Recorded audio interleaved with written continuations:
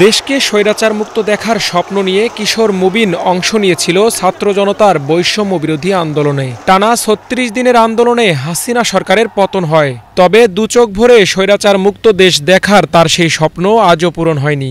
আন্দোলনে দুই চোখে গুলিবিদ্ধ হয়ে চিকিৎসার অভাবে হারাতে বসেছেন দৃষ্টিশক্তি। টাকার অভাবে সঠিক চিকিৎসা করাতে পারছে না তার পরিবার। তবে নিজের চোখে আবারও নতুন বাংলাদেশ দেখতে চান গুলিবিদ্ধ মুবিন। আমি দুনো চোখে এক চোখও দেখতে পাইতেছি না, দেশের স্বাধীন হলো দেশটাও দেখতে পাইতেছি না। আমার বাবা মারা গেছে আজকে 5 মাস, আমার বাবার কবরটাও দেখতে পাইতেছি না, আমার মার মুখটাও দেখতে পাইতেছি না। দেশটা স্বাধীন হলো দেশটাও দেখতে পাইতেছি না, কিন্তু দেশ স্বাধীন হয়েছে এটা শুনে আমার অনেক ভালো লাগছে। সরকারের কাছে দাবি যে আমার দ্রুত অপারেশন করে আমার চোখটা ঠিক করে দেব। শরীয়তপুরের ডামুডা উপজেলার বড় শীতলকুড়া এলাকার মৃত মোফাজ্জল হোসেন ও নাজমা বেগম দম্পতির ছোট ছেলে মুবিন। বড় ছেলে জুলহাস বাক ও বুদ্ধি প্রতিবন্ধী, রাখতে হয় শিকলবন্দি। আর মেজ ছেলে নাজমুল হুদা সামান্য বেতনের একজন ড্রাইভার। বাবা মারা যাওয়ার পর সংসারের হাল ধরতে কয়েক মাস আগে রাজধানীর উত্তরার রাজলক্ষ্মীতে একটি কম্পিউটারের দোকানে চাকরি নেন মুবিন। 18 জুলাই দোকান বন্ধ করে শিক্ষার্থীদের আন্দোলনে যোগ দেন।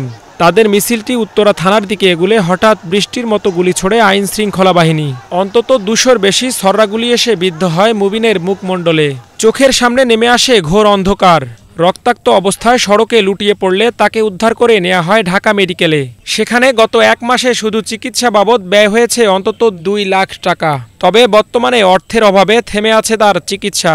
কাঁদতে কাঁদতে আমার চোখের পানি শেষ হয়ে গেছে। আমার স্বামী 5 মাস ধরে মারা গেছে, এই পর্যন্ত আমি কান্নাই করতেছি। আমার বড় ছেলে প্রতিবন্ধী, আর মেজ ছেলে একটা প্রাইভেট কার চালায়, তা দিয়ে আমাদের সংসার কোনো রকম চলে। যা ছিল খুঁটিনাটি তা নিয়ে চিকিৎসা করছি, এখনো চিকিৎসা সব বাকি রয়েছে।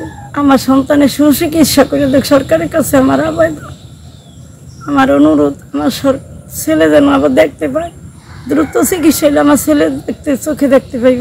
আমাদের যেটুকু সামর্থ্য ছিল সে অনুযায়ী দেখাইছি, ডাক্তার দেখাইছি।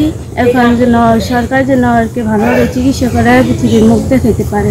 মুবিন কিছু পাওয়ার জন্য নয়, দেশকে স্বৈরাচার মুক্ত করতে আন্দোলনে গিয়েছিল। স্বজন ও প্রতিবেশীদের প্রত্যাশা সরকার তার পাশে দাঁড়াবে।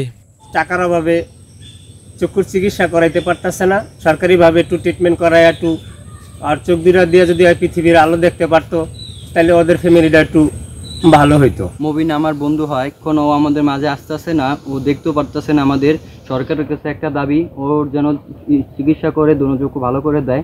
সকলের প্রত্যাশা দুঃসাহসী মুবিন আবারও নিজের চোখে নতুন বাংলাদেশ দেখতে পাবে। Bangla vision news desk.